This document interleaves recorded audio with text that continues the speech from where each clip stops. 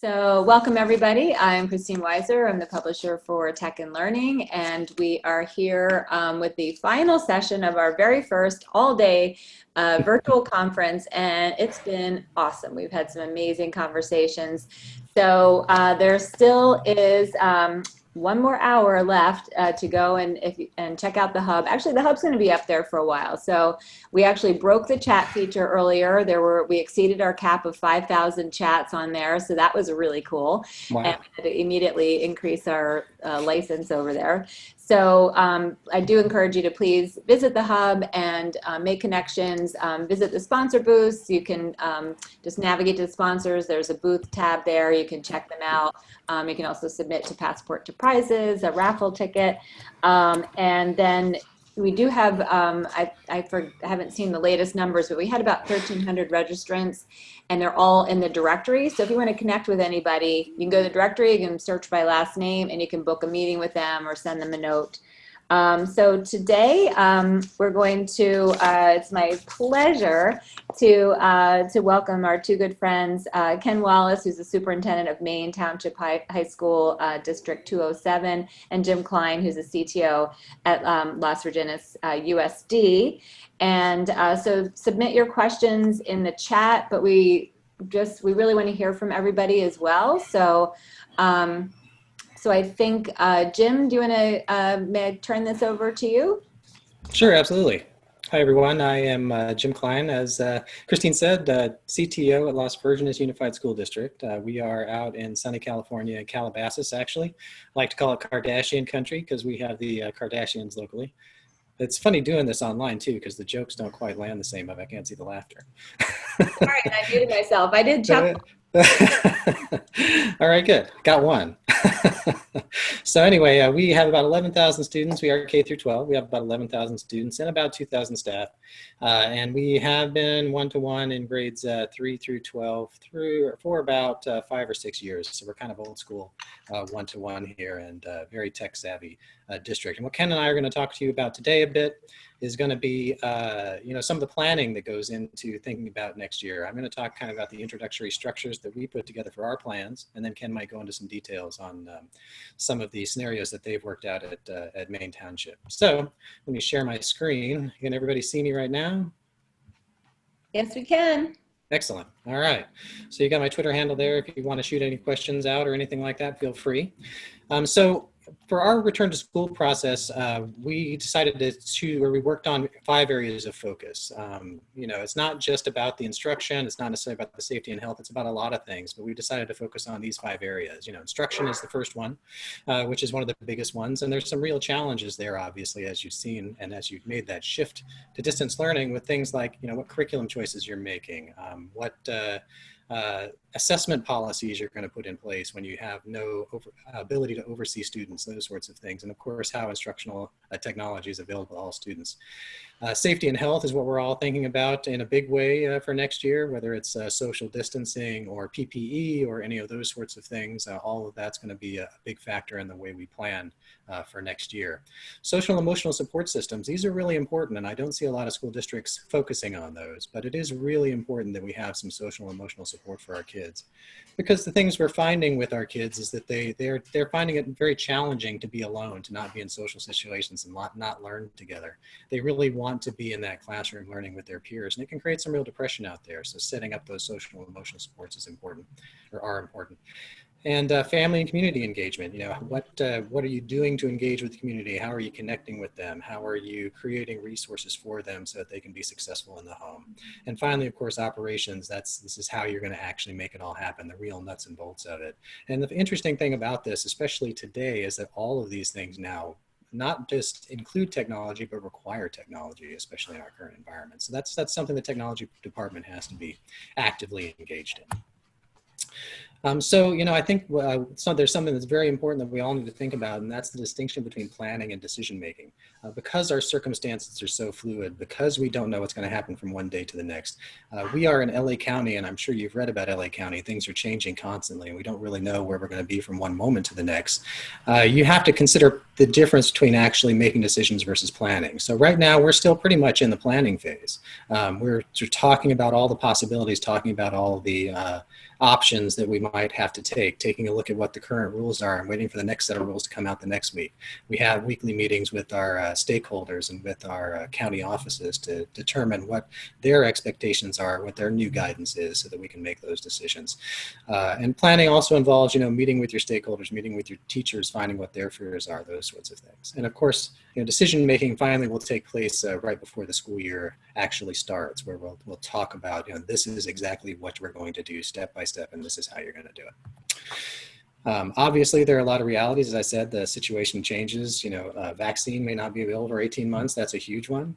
Economics are going to be a factor. If you've been paying attention to the news, at least in California, we're looking at about a $28 billion shortfall in the budget.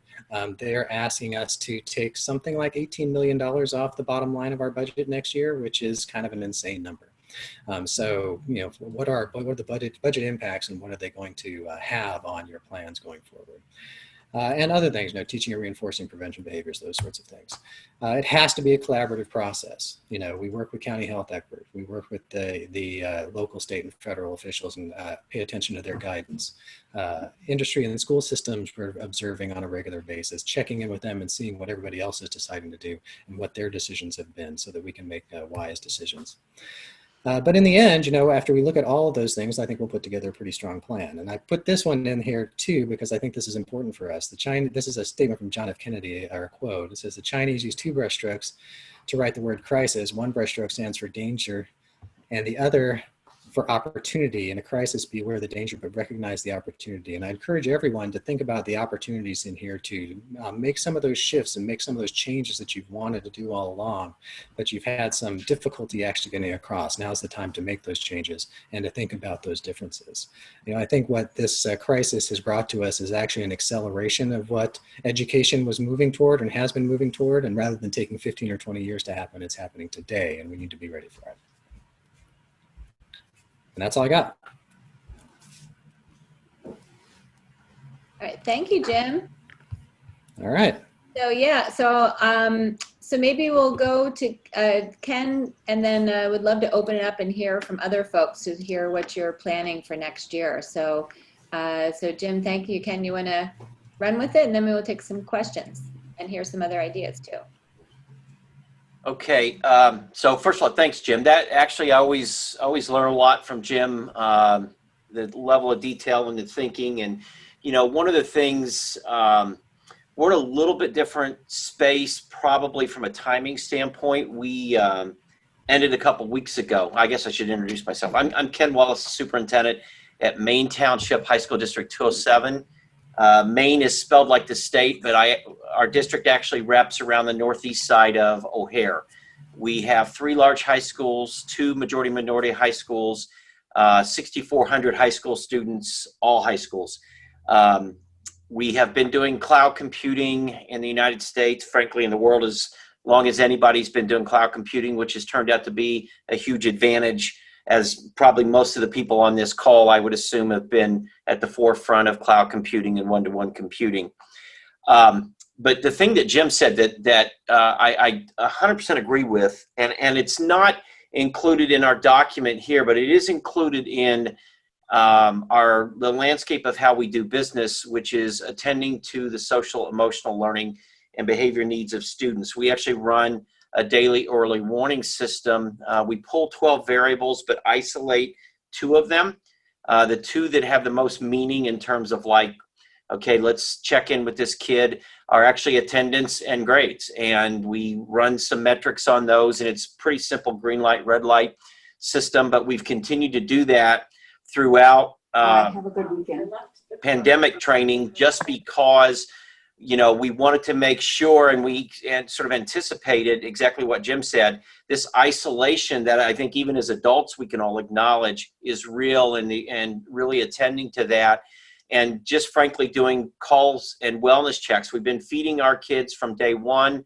We actually have raised over $90,000 in our communities to buy gift cards for our families in need.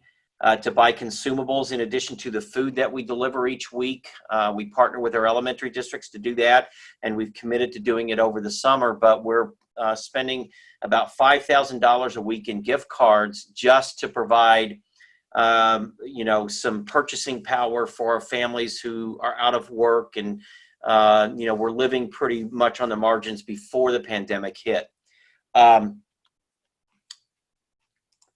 So the scenarios that I've posted, these are actually, I pulled these right out of the documents that we sent a week ago Monday. So Monday, I think the 18th, to our families, and our students finished up the Friday before that. And our thinking was based on the guidance in Illinois, and I don't know if any of you watch the national news on this, but Illinois is actually the only state that has met the federal criteria to reopen, and that's as of a couple days ago. So that may have changed in the intervening couple of days. But our governor's done a really nice job of sort of outlining the phases. And as you look at the phases, you really don't have the latitude in these big high schools like we run, because our high schools have over just students alone, 2,000 plus kids in each one of them. And in one of them, we start to approach even 3,000 lives total that are in the building when you bring all the teachers and other support staff in. So as we looked at that, it's pretty clear that scenario 3, which is we're back to school, that actually probably doesn't happen until a year from now, until there's a vaccine developed and things like that. And it's not very risky to go ahead and say we're going to be living within scenario 1 and 2. Scenario 1, actually, that we're just finishing, which is virtual learning. That's actually probably the easiest thing for us to do moving forward, because even though it's complicated and it's not perfect, at least it's a known quantity. It's actually scenario 2, which in Illinois is our phase 3 and phase 4, which is similar to what you see across the nation. But phase 3 are gatherings of 10 or fewer are allowed. Many states are already in phase 3. We've actually entered into that in Illinois today. And then phase 4, which is the gatherings of 50 or fewer. And that's really when we get into blended learning. Our buildings are about 500,000 square feet. So our thinking is, and there's not clear guidance on this, but there will be, that we'll be able to zone our schools off. So for example, and we'll prioritize those zones on face-to-face learning. So I taught English. I was a high school writing teacher. I could do all of that virtually. I wouldn't really need, back in those days, we did have writing labs, but the kids all have devices now. They can do things on Google Docs, and I can give them feedback in real time. So I wouldn't necessarily need to have my kids in the building, but our career and tech ed courses, our science courses that have labs, some of our fine arts courses, and then a real high priority is our special education students that need very specific services that we just can't virtualize.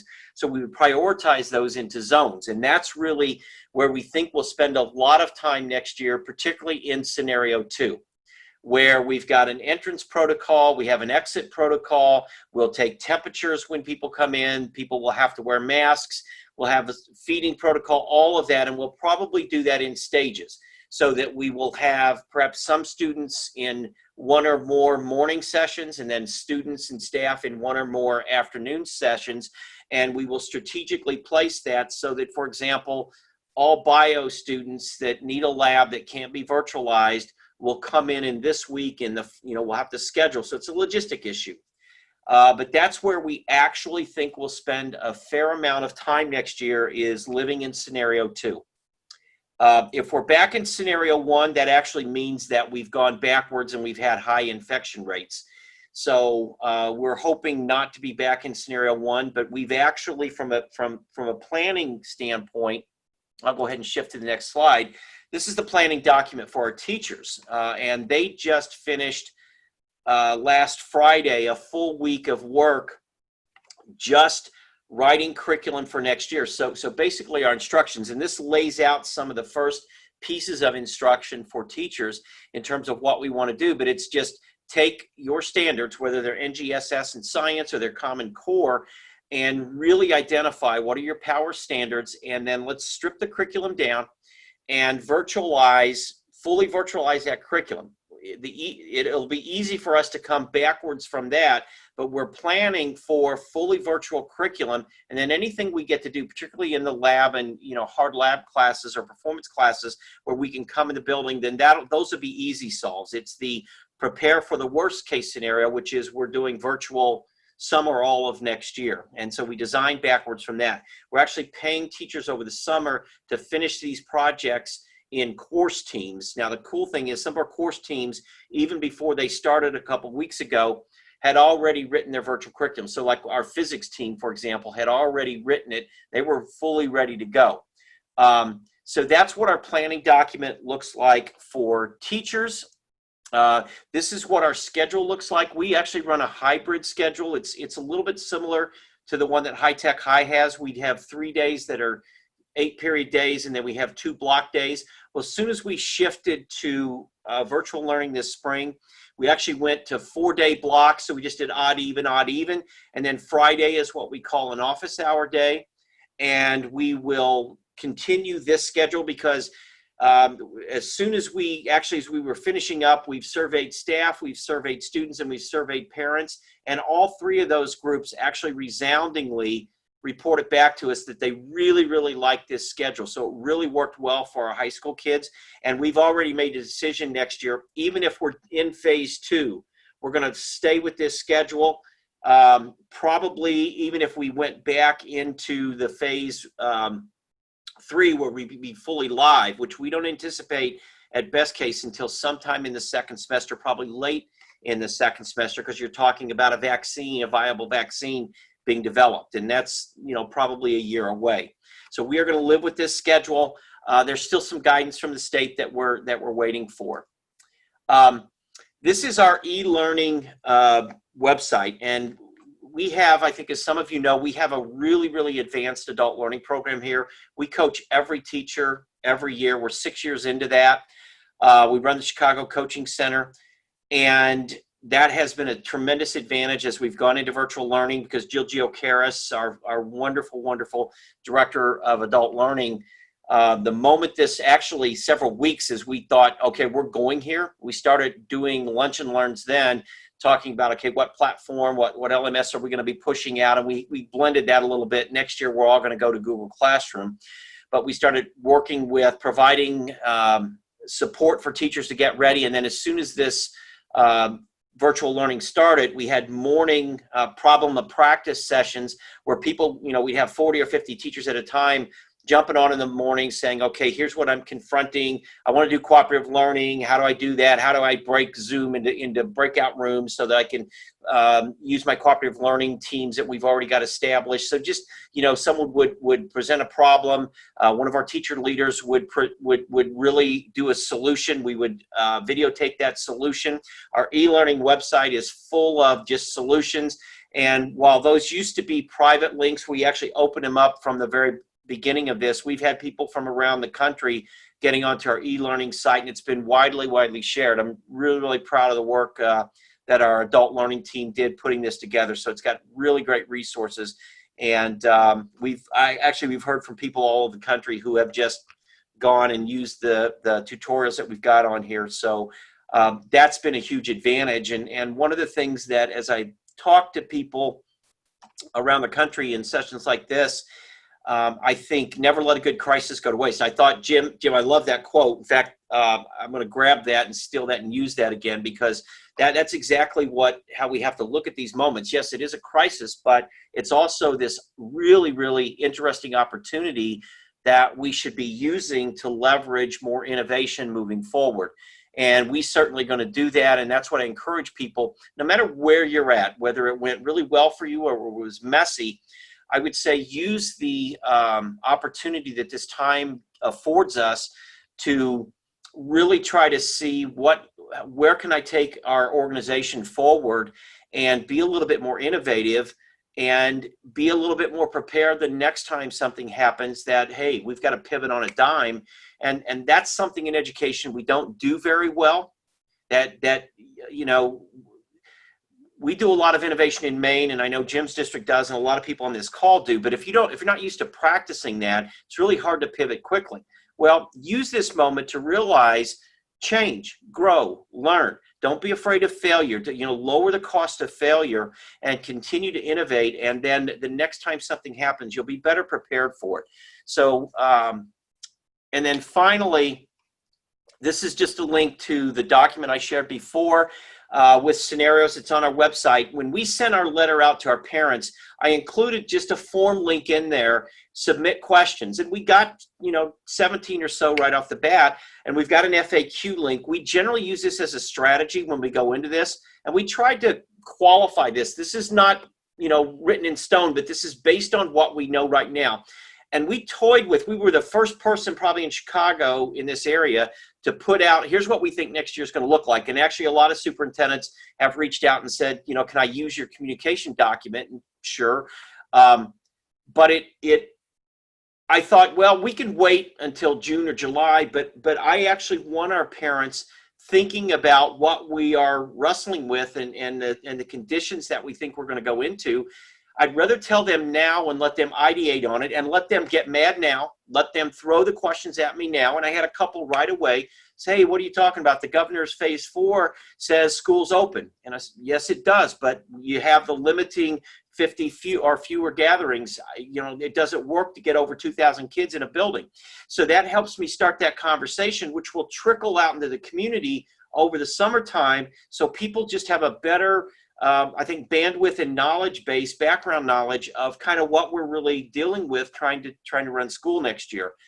So that FAQ is live and feel free to go in there and see what we've got. But that's kind of where we're at. It worked really well. I will tell you this. We have a lot of private schools in our area here, and they didn't handle this so well. Some pretty fancy, expensive private schools. We're going to pick up enrollment next year because the word on the street in Maine Township is our folks rocked it. I mean, they were ready for this. They really, really did do a good job. Our teachers were amazing. We did, to Jim's point, we really went above and beyond, and we set this mission in place when we started to really, okay, we know our kids who are on these early warning lists. Let's start checking in now. How are you in the family? How's things at home? We're delivering food. We're delivering, cards that they can take to Target or Aldi's or Jewel, grocery stores, things like that. And that goes a long way. It's that customer service element of it that I think, our folks did a really good job of. Yes, thank you. Thank you to both. Your districts have been amazing, and actually Maine, and I know Amy's district too, in Illinois. As a state, I've just heard so many amazing stories about how you've really been on top of this there. I'm sort of curious, well, I have many questions. I see one question come up here about how to, it was Shonda, and if you'd like to ask it yourself, I see in chat here how you're, if you're going to prioritize the younger students. And Ken, you can answer, and Jim, maybe you can talk about it too.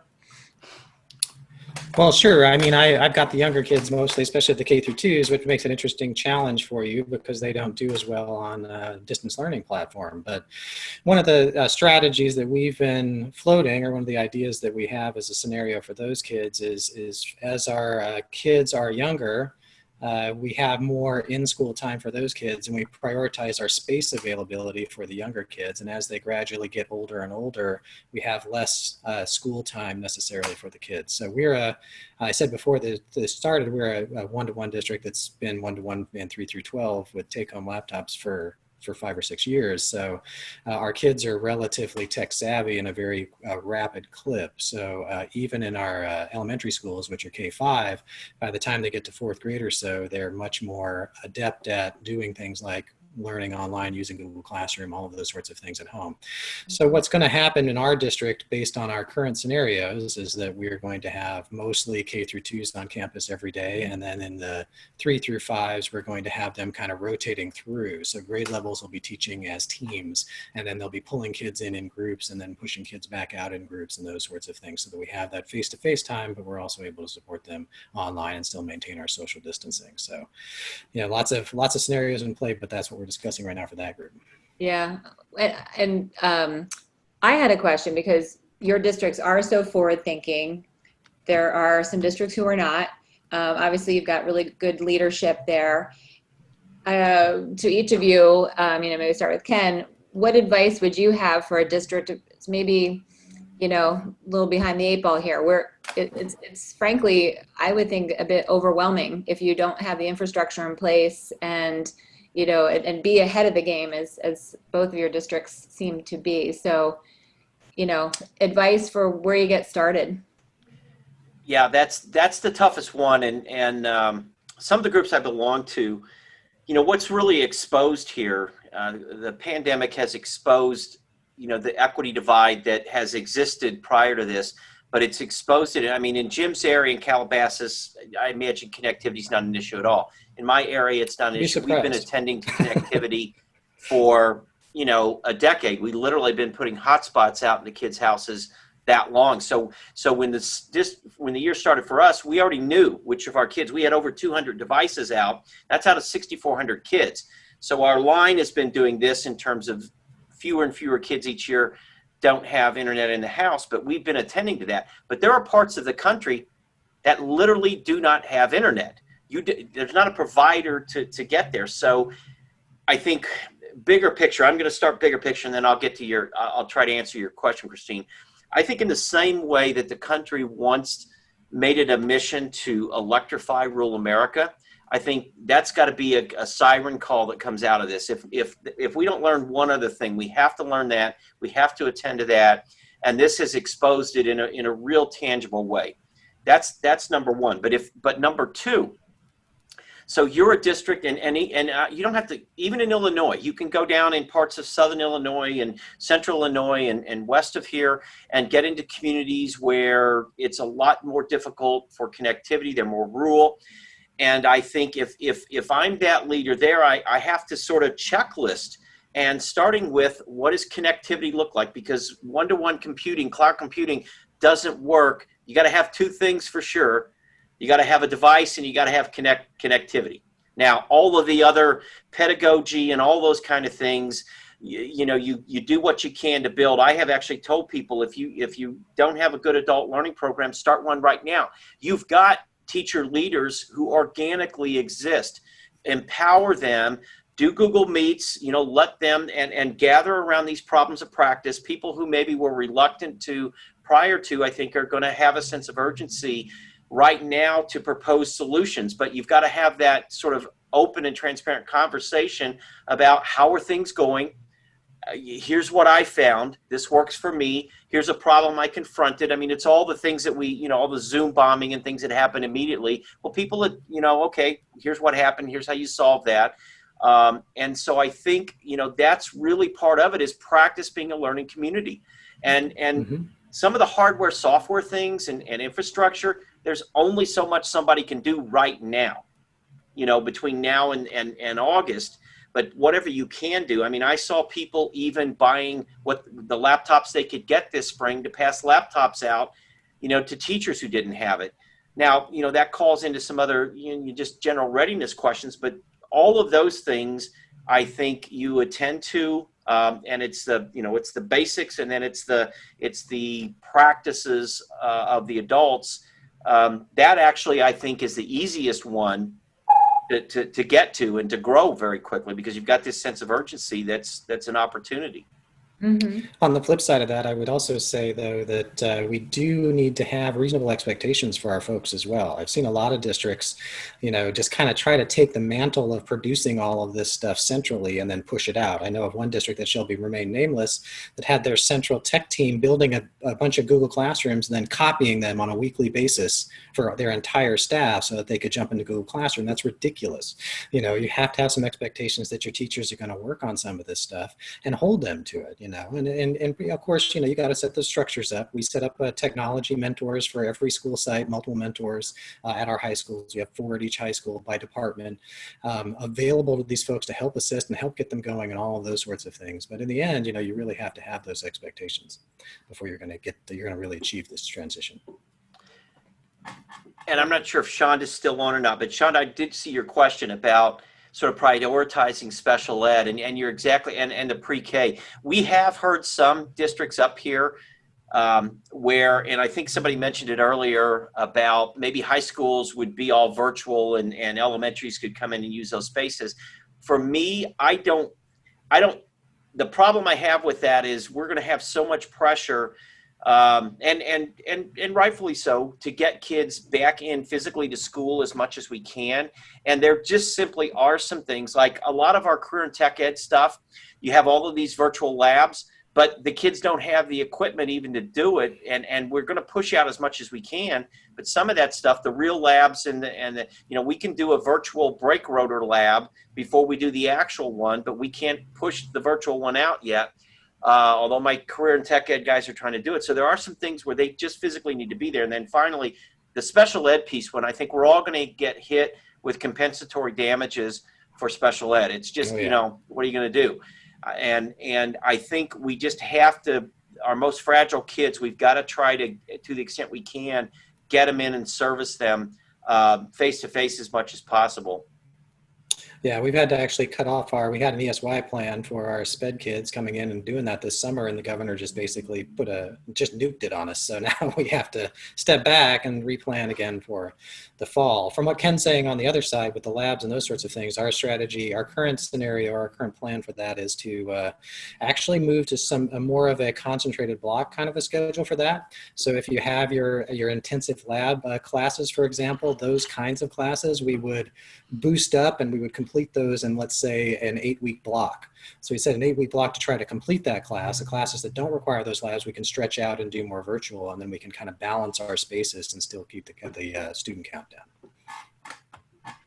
down. Yeah, thank you. And so we did have another question here from Gemma, and I guess it's just really, there's so many different rules, and this is one of the things that's coming out of all of my conversations, not even state to state, but district to district. And because there is no standardization, therefore, there are a lot of different interpretations of what the rules are. So how do you, and I think communication, how do you kind of help your school communities understand what the rules are and maybe, be a partner with you in coming to some kind of agreement, or, I guess just addressing parents who maybe disagree with your decisions? Well, I think the most important thing is to make them feel a part of that decision. Kind of Ken touched on this as well. He reached out to the community. We reached out with a survey, and essentially, rather than just floating the scenarios and saying, what do you think? We kind of embedded the scenarios in the survey to see where our parents were and see how folks felt about which one and where they wanted their kids to be. And that's helped us tremendously when it comes to planning our time in school. In our survey in particular, 30% of our parents said, we're not bringing our kids back. So that means we're going distance learning with 30% of our kids. 60% of our parents said we want something that's blended, and only 7%, said enough with this. We want to be in school all the time. So we have to really make those shifts, and by engaging the community in that and helping them understand the challenges, sharing on a regular basis, and then floating the scenarios and getting their feedback. That's huge. Did you say only 7% wanted to come back? Only 7% wanted to come back full time. Wow. Yeah, everybody else expects, and part of that's that's a testament to how well we did this. We actually transitioned to blended learning in 2 days. We were the first district in LA County to call closed school, and then right after we announced that we were closing school, the very next day the county said, okay, we're closing school next week, which was kind of interesting. But we had planned, there was enough anxiety. We said, look, we're taking the next 2 days off. Teachers are going to sit down, they're going to prep for distance learning. We're going to plan for some distance learning next week based on what the state's doing, and then the state kind of followed along with us. Yeah, oh my gosh.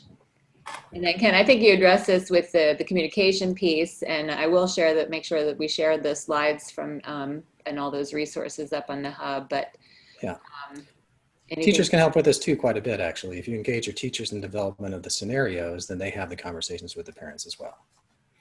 Yeah, and something that came up in the previous session about mental health issues and special education and SEL.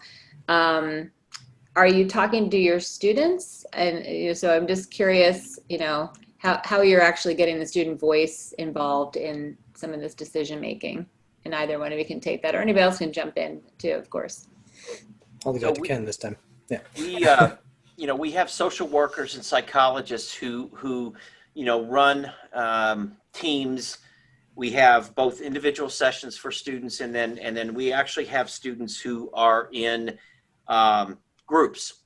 And based on, anxiety, we have depression groups. We have all, as we, sort of diagnose what's going on with a given kid, we actually put them in groups. And so we've continued to have our social workers interacting with the students on their caseload, reaching out, communicating with them to make sure that we're just doing constant wellness checks. I mean, it's not as good as having students live. And I think here's what you're seeing with a lot of kids is that no matter what they thought school was and they were tired of it, take it away from them. And it's like, oh my gosh, I can't wait to go back to school and just be with my friends. And I think adults feel the same way. And that's real. And frankly, it isn't even just kids, it's also adults. So we've spent a lot of time both in our adult learning program with our coaches, because our coaches have such close relationships with the people on their caseload that, some of these we've been at this 6 years. So some of these relationships, just that coaching relationship is 6 years in the making. And we've really leveraged that a lot too, to just how are adults learning?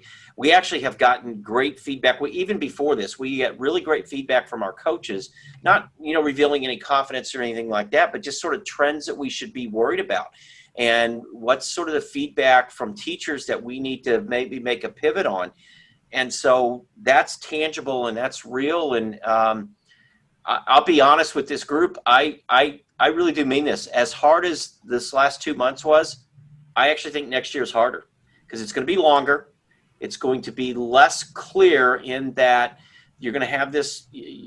People are going to want to come back to school. They're going to need to. They're going to expect you to. And I think the question you asked, Christine, about the parents is, we've got to be guided by medicine, science, what Illinois Department of Health, CDC, our governor has done a really good job, and we will, it's going to be what it's going to be. And we're not, I don't think any of us is going to take some kind of a risk that's unsafe, and we're just not going to go there. And that's a tough thing. And it is scary. When we started, we have a large career footprint. We've got 656 business partners that we get our kids out into the field and they do internships to really prepare for their careers. Well, what's that going to look like? We had a conversation today. How many of those 656 are going to be with us a year from now? So it is pretty scary stuff. It is. Yeah, next year, I think, I agree with you, Ken. I think next year is going to be particularly challenging because folks were very forgiving right now because they had recognized it was a crisis. We made this shift. We had to do it fast. Next year, they're going to expect us to have our act together. And if we don't step up, we will have some real challenges on our hands with especially competition from, charters and privates. That's going to be a challenge. Interesting. So we only have about 5 minutes left, and I just want to see if anybody else on the call would like to chime in with either questions or really sharing what you're doing. I'm kind of looking at the list here. We did have a question from C. Lauderdale about what LMS your districts are using, and I think, Ken, you said you're using Google Classroom, and Jim, I don't know. Hapara as well. And Hapara, okay. And Jim? Yeah, we're going pretty much all Google Classroom next year. One of the things we got from parent feedback was that there's a few too many platforms. It's a little bit too hard to find your stuff. So everybody has to be on Google Classroom, even if they're pointing to external resources, so that our moms and dads, especially those elementary moms and dads, go to one-stop shopping to find where they need to go next. That's been the biggest challenge. And we're spending some time with parents to informing them to help sort of educate them, or parent universities on virtual learning. So, and we're going to invest a little bit more time next year with that as well. Mm-hmm. Awesome. Anybody else want to chime in with questions or sharing? Let me see the messages here. I can ask a question. Okay. I'm just wondering, what are some of the great things that have happened during this time that you're excited about bringing back to your district in the upcoming years? I see this, we're in the competency pilot in Illinois. There aren't very many schools in it, but this is going to, I think, accelerate some of the things that we were doing on that front. We've already, probably about half of our teachers have been through our blended, we've got an adult learning strand in blended learning. And I think it's going to accelerate a lot of that. And I do think it's going to fundamentally change and accelerate our ability to innovate in the short and the long term. I really do believe that. Yeah, I agree with all of that. We also have started some new traditions. You know, you have the parades, you know, the car parades where we celebrate teachers or we celebrate kids. You have the extra effort that we're putting into collecting the kids' graduation messages and those sorts of things and assembling them into videos and doing some really interesting things. A lot of those things are going to start some important new traditions. Our music department has been doing online recitals and solos, and they've been blending things together and all of those sorts of things, which has been enabling us to share our arts programs with the community. It's been really pretty powerful stuff.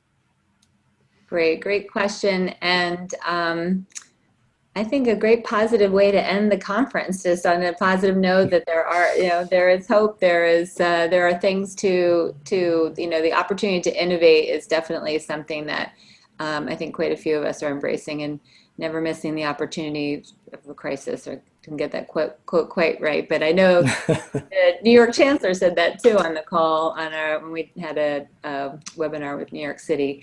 So thank you to Jim and to Ken, and Ken, we'll let you go off to your bike ride now. Hope the sun is shining there in Illinois. Thank you to everybody who joined the conversation today and who joined our very first all virtual conference, and we made it. So I'm happy. Anyway. Good job. Thank you. So this will all be available on demand, and everybody take care, stay safe, and hope to see you. Okay. Thank you. Thanks, Jim. Thanks, everybody. Thanks, Ken. It's great to see you. Second All right, Learning see ya. did an amazing Bye-bye. job. Thank you, Christine and Allison.